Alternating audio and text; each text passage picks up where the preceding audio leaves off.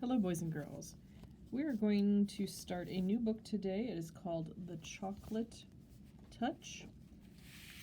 Chocolate Touch, and it is by Patrick Skeen Catling, and the pictures are by Margot Apple. As we go through this book, there are some illustrations, so I will be placing those in front of the camera as we go through. This is the first one. I don't know if that's our main character or not. I've not read this book, so let's get started. Chapter 1. Most of the time, John Midas was a very nice boy. Every now and then, of course, he broke a rule, such as the rule against pretending to be a tiger when his sister, Mary, was supposed to be getting to sleep. Generally speaking, however, he behaved very well. He should have behaved better. He lived in a comfortable house surrounded by a green lawn and a wide-spreading shade trees that were suitable for climbing. His mother was gentle as well as practical. His father, when he didn't have to hurry to town, spent hours telling John interesting things about baseball, beetles, birds' nests, boats, brigands, and butterflies. John went to school and liked it. His teacher, Miss Plimsoll, was fairly easy to get along with, as long as he did careful work. He had received a new shiny golden trumpet and music lessons as a going-to-school present. Mrs. Quaver, the music teacher, had soon agreed to let him play small parts, a few notes at a time, with the school orchestra. Okay, so here's the first picture that we have. Looks like they're sitting on the couch, talking to Dad. Finally, there was Susan Buttercup, who was in his class. Susan had soft yellow curls, round pink cheeks, blue eyes, and one of the best collections of marbles in the neighborhood. John should have been completely well-behaved, but he wasn't. He had one bad fault. He was a pig about candy. Boiled candy, cotton candy, licorice, all sorts, old-fashioned toffee, candied orange and lemon slices, Cracker Jack, jelly beans, fudge, black currant lozenges for ticklish throats, nougat, Marin's glaces, acid drops, peppermint sticks, lollipops, marshmallows, and above all, chocolate. He devoured them all. While other boys and girls spent their money on model airplanes, magazines, skipping ropes, and pet lizards, John studied the candy counters. All his money went on candy, and all his candy went to himself. He never shared it. John Midas was candy mad. At lunch one Saturday, Mrs. Midas noticed a couple of little red spots on the end of John's nose. "Look," she said to Mr. Midas, "John has spots." Mr. Midas leaned forward to look at them. He gravely shook his head and clicked his tongue. John tried to look too, but it was very difficult to see the end of your nose without a mirror, unless you happened to be an elephant with a long nose that you could bend double. When John tried to look at the end of his nose, first with one eye and then the other, and then with both together, all that he could see was a pink blur. Besides, trying to look at something so close made his eyes ache. "I can't see any spots, Mother," John said. "Well, I can," said Mr. Midas. "Just because you don't see a thing doesn't always mean it isn't there. Try feeling the end of your nose with your finger." John rubbed his finger over the tip of his nose. It felt a bit rough. "It could be measles," Mrs. Midas said, anxiously. She placed her hand on John's forehead to feel whether he was warmer than usual. "But I don't think he has a temperature," she decided.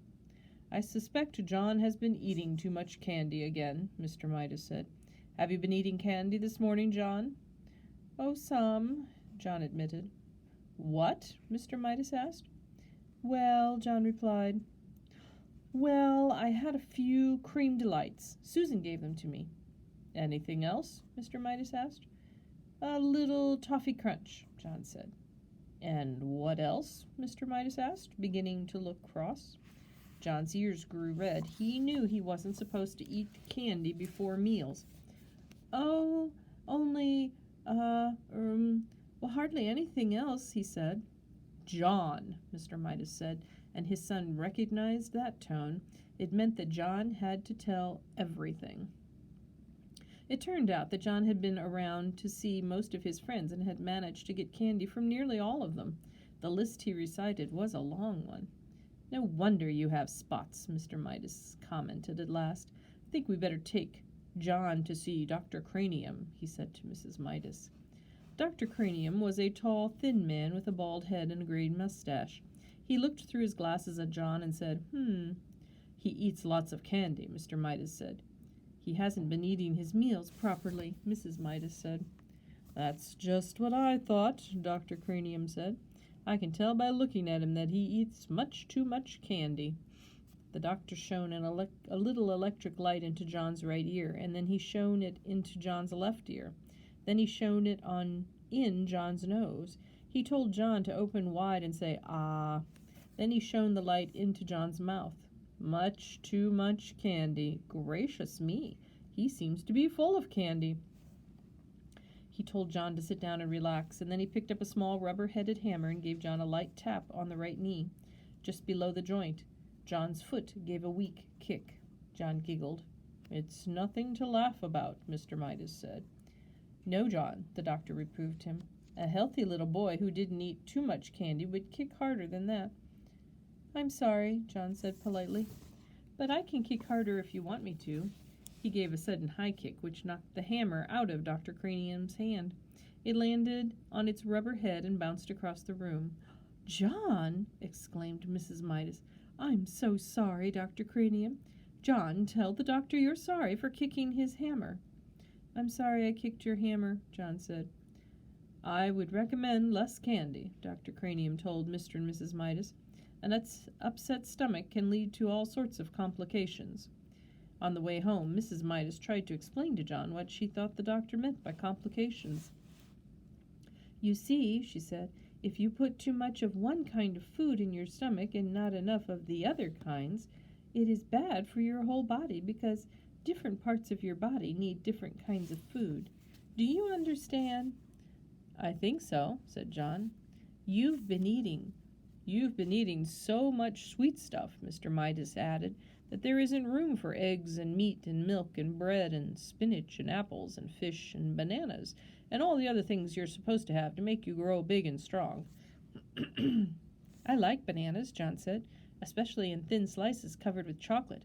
They're called banana surprises." Mr. Midas looked at Mrs. Midas, and Mrs. Midas looked at Mr. Midas. They both shrugged their shoulders. Sometimes it was hard to make John understand things. At home, while Mrs. Midas was busy in the kitchen, Mr. Midas continued to reason with John. "You mean you'd rather eat candy than anything else, and chocolate rather than any other candy?" Mr. Midas asked. "Oh, yes," John assured him. "Yes, yes." "Don't you think there's such a thing as enough?" Mr. Midas persisted. "Don't you think that things are best in their places? I mean, don't you think there's a time for spaghetti and a time for roast beef and even a time for pickled herring and garlic toast as well as a time for chocolate? Or would you rather have chocolate all the time?" "Oh, chocolate all the time," John replied emphatically. "Chocolate's best, that's all. Other things are just food, but chocolate, chocolate, chocolate." "Yes, I think I understand," Mr. Midas broke in sharply. "Very well." He took a very deep breath and went on. "John," he said, "if you can't understand what sort of diet is really best for you, can't you at least get it into your head that you make your mother very unhappy when you eat so much candy that you can't eat anything else?" The conversation always seemed to get around to the effect of John's candy eating on John's mother. John couldn't see how it could possibly do her any harm if he ate candy. He sat silent for a moment, and then he said, "May I go outside and play, please, Daddy?"